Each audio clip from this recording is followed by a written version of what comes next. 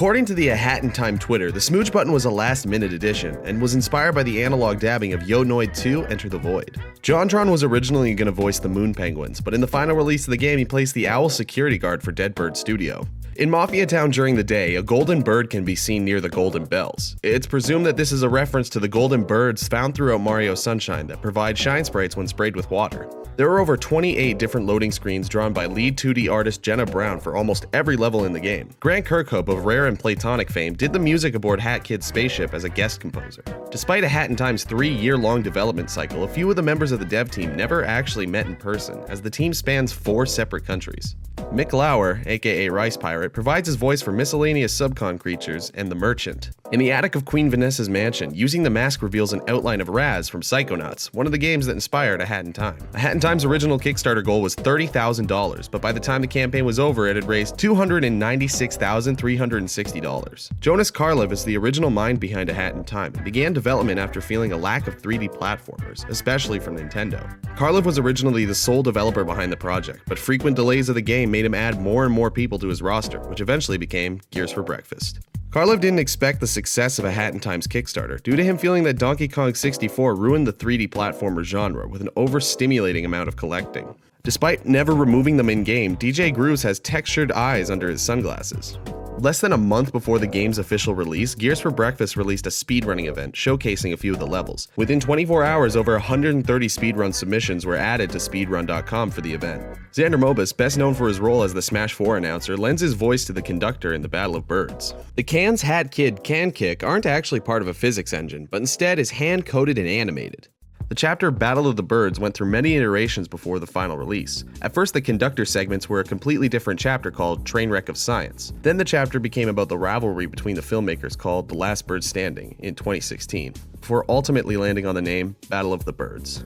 Chapter 4 was originally going to be called Sand and Snails and would take place in the desert. Developers felt the stage didn't work well with gameplay, so it was eventually reworked into Alpine Skyline. The goofy mafia the player chases in episode 2 of Mafia Town was originally an old man named Oldster. The character's model and a few animations are still in the game's files. Rough Patch, or Bush Cat, is a removed enemy from A Hat in Time, but still remains within the game's files. It's presumed that due to its similarity to Snatcher, the character is part of the Subcon Valley. An entire floor was cut from Vanessa's manor, but still remains in the game without event or object prompts, making it unplayable. An unused Coco meter exists within the game's beta files and goes unused in the final game. A removed character known as Timmy was going to be featured in the game's co-op and New Game Plus modes, but both game modes went unused. The Ice Hat and Sprint Hat were originally going to be equipable badges, as seen within the beta. An unused Moon Tablet item can be found within the beta game files. Some partially unused icons featuring speedrun, co-op, and mod options can be found within A Hat in Time's files. A model for a character called Sandworm goes unused and is presumed to have been used in the cut Sand and Snail stage. The song Bubblegum Town made its way into the final game, despite originally being used for the cut Sand and Snail stage. An enemy called Snatcher Kid remains unused, but is stored under the floor where it was going to appear. The official Gears for Breakfast YouTube channel released a 5-hour video compilation of a majority of the songs featured in the game. Voice actor Sungwon Cho, aka ProZD, provides his voice for both the Express Owls and Spaceship Intercom. Fan favorite, the Snatcher, is voiced by Luke Sizemore, aka Youngtown. The Time Rift segments are heavily inspired by the Floodless stages in Mario Sunshine and the mental worlds of Psychonauts. Speedrunning options were added to the game during the beta period, due to many early players saying they could see a speedrunning community around the game. The first 2 mods added to the Steam Workshop for A Hat in Time are Raz's Hat that allows the player to move on a telekinetic ball, and Lilac's Headpiece from Freedom Planet 2 that lets the player use a cyclone attack mid-air.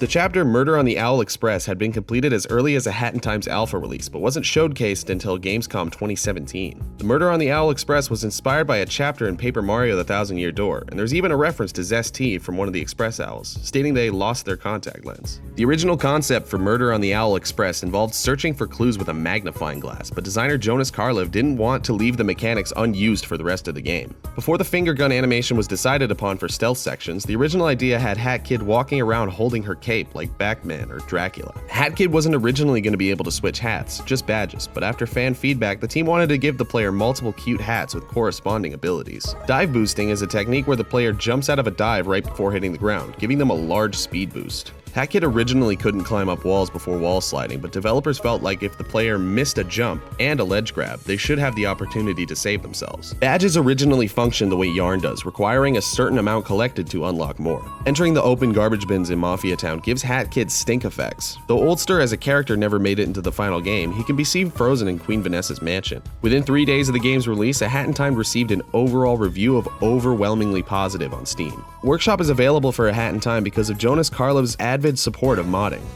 In the Last Bird Standing trailer for A Hat in Time, DJ Grooves is depicted saying lines that were eventually given to the nooses throughout Subcon Valley. Be careful now. I don't want to see you meet a miserable end anywhere, but with me. A Hat in Time was originally intended for Wii U, which is ironic considering the game is coming to both PS4 and Xbox One, but not the Switch. Though it's shown in the alpha trailer, freely diving and swimming underwater never made it into the final game, other than with the ice hat plunging.